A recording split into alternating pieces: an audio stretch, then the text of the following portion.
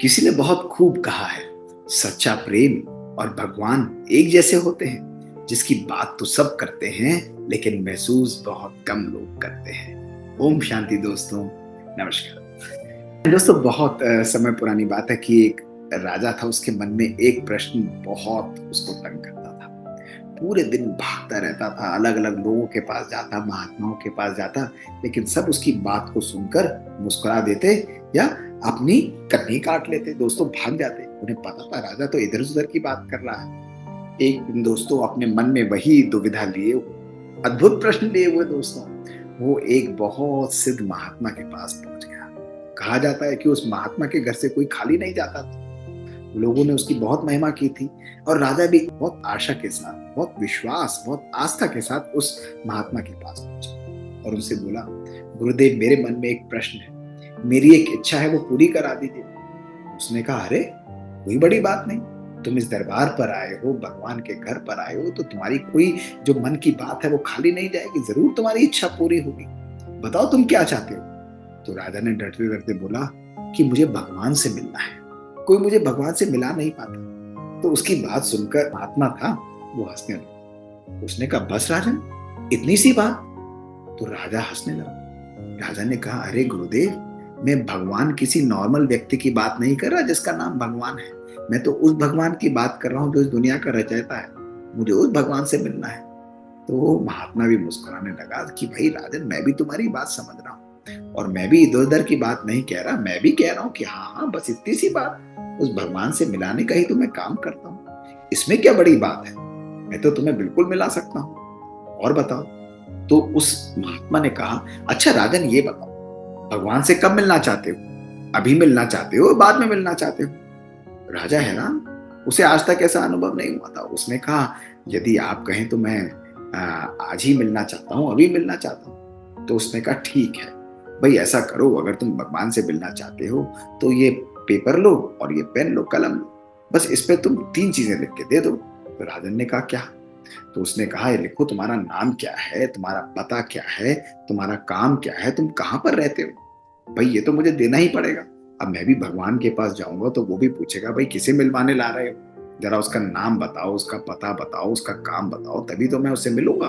तो राजा ने फटाफट अपना नाम भी लिख दिया, अपना पता भी लिख दिया और अपना काम भी लिख दिया। अब दोस्तों, वो जैसे ही उसने महात्मा को दिया तो महात्मा पढ़ने लगा। तो उसने कहा, तुम्हारा नाम कृष्णदेव राय है। उसने कहा, जी हाँ, मेरा नाम कृष्णदेव राय है। तुम राजा हो। तो उसने कहा, हाँ मैं राजा हूँ। और तुम्हारा रहने का स्थान ये है। तो उसने कहा, अरे ये तो तीनों बातें तुमने गलत लिखी हैं। तो राजा ने कहा, नहीं गुरुदेव, मैंने तो तीनों बातें बिल्कुल सही लिखी हैं। तो उसने कहा, नहीं नहीं, ये तो तुम्हारा सत्य परिचय है ही नहीं। तो राजा हैरान हो गया। उसने कहा, ऐसा क्यों कहते हैं आप। तो उस गुरुदेव ने कहा कि महाराज ये बताइए, यदि आपका नाम कृष्णदेव राय नहीं होगा, कुछ और होगा, तो क्या आप नहीं होंगे। तो राजा ने कहा, नहीं, मैं तो बिल्कुल फिर भी वही का वही रहूंगा।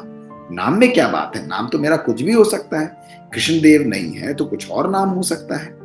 फिर उस संत ने आगे बात रखती हुई कही कि उसने कहा, राजन एक बात बताइए, आप कहते हैं आप इस शहर के राजमहल में रहते हैं, अगर आप राजमहल में नहीं रहेंगे तो क्या आप राजा नहीं होंगे, आप कुछ और होंगे, क्या आपका अस्तित्व हट जाएगा। तो उसने कहा, नहीं नहीं, मेरा अस्तित्व तो वही रहेगा, मेरे रहने के स्थान से मेरी पहचान थोड़ी ना है। फिर संत मुस्कुराने लगे। संत ने कहा, अच्छा ये बताइए, आपने लिखा आप ये काम करते हैं, यदि आज आप राजा ना होकर कुछ और काम करने लगे, कुछ किसान बन जाएं, कल को कोई ऐसी परिस्थिति आती है तो क्या आपका परिचय हट जाएगा, क्या आप कुछ और हो जाएंगे।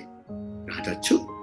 राजा समझ चुका था। उसने कहा, नहीं नहीं, तब भी मेरा परिचय यही रहेगा। तो संत ने मुस्कुराते हुए कहा, तभी तो मैं कह रहा हूं, जो आप हैं वही अपना नाम लिख के दीजिए, अपना पता लिख के दीजिए, अपना कार्य लिख के दीजिए। अगर ये इंफॉर्मेशन लेकर मैं भगवान के पास जाऊंगा तो वो भी कहेंगे, भाई क्या झूठ मूठ के परिचय लेकर आ जाते हो और मुझे झूठे लोगों से मिलवाते रहते हो।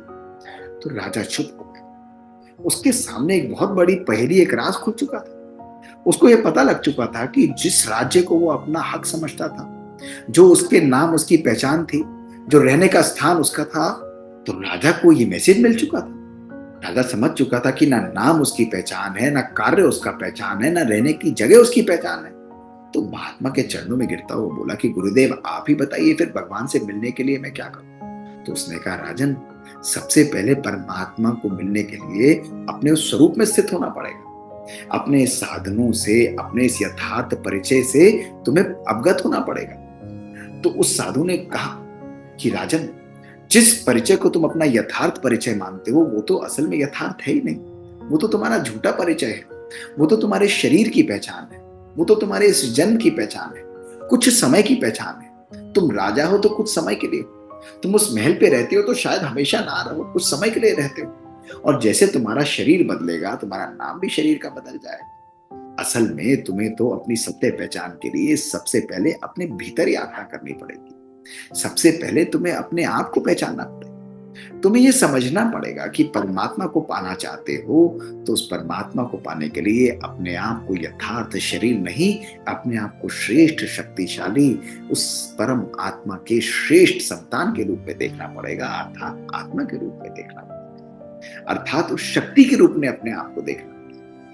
जब तुम अपने इस देह और देह के भान को त्यागते हो और अपने आत्मिक अवस्था में आते हो, उस श्रेष्ठ स्थिति में आते हो, तभी तुम भगवान और भगवान का सानिध्य अनुभव कर सकते हो, उसको अपने जीवन में प्राप्त कर सकते हो, उसकी शक्तियों को अपने जीवन में महसूस कर सकते हो। वरना केवल शास्त्र पढ़ते हो, केवल उपनिषद पढ़ते हो, केवल मंदिर मस्जिद चर्च गुरुद्वारे जाते हुए तुम उसकी उपासना करोगे, उससे कुछ समय का सुख प्राप्त कर पाओगे, लेकिन उसका जीवन के अंदर अपने जीवन में यथार्थ अनुभव नहीं कर पाओगे, उसकी शक्तियों को आत्मसात नहीं कर पाओगे, उसकी शक्तियों को अपने जीवन में धारण नहीं कर पाओगे। राजा को सब मैसेज मिल चुका था, उसका मन सदा के लिए परिवर्तित हो चुका था। वो समझ चुका था कि अपने देह और देह के भान, अपने इस भौतिक अस्तित्व को छोड़कर उस श्रेष्ठ आध्यात्मिक यात्रा को अपने जीवन में रोज करना, नित्य करना, वही परमात्मा को प्राप्त करने का श्रेष्ठ साधन है। दोस्तों, अपने भी जीवन में देखिए कि आज हम रोज भगवान को अपने जीवन में क्या प्यार से याद करते हैं या मजबूरी से याद करते हैं। हम सब परमात्मा को प्राप्त करना चाहते हैं, उसके सानिध्य, उससे स्नेह को अपने जीवन में अनुभव करना चाहते हैं। लेकिन दोस्तों, उसको पाने के लिए जो हमारी चाह है, उसको पाने के लिए जो हमारे मन के संकल्प है, उसके लिए बहुत आवश्यक है अपने मन को उस परमात्मा की तरफ, अपनी आत्मा को श्रेष्ठ पहचान देकर उस परमात्मा के गुणों से अवगत करना। और दोस्तों, जब ये मेडिटेशन जब हम लोग करते हैं, जब परमात्मा के प्यार में जब हम खो जाते हैं, जब उससे स्नेह, शक्ति, पवित्रता, ज्ञान, आनंद और शांति की प्राप्ति करते हैं दोस्तों, तो हमारा संपूर्ण जीवन बदल जाता है। आज मैं आप सबको यही कहूं कि परमात्मा को अपने जीवन में स्पेयर व्हील की तरह यूज मत करें। आज यदि हम परमात्मा की शक्तियों को अपने जीवन में धारण करना चाहते हैं तो परमात्मा को स्टीयरिंग व्हील की तरह यूज करें दोस्तों। उससे डरिए नहीं, उससे स्नेह कर उसकी शक्तियों को अपने जीवन में सदा के लिए धारण करें। शुक्रिया दोस्तों। शांति।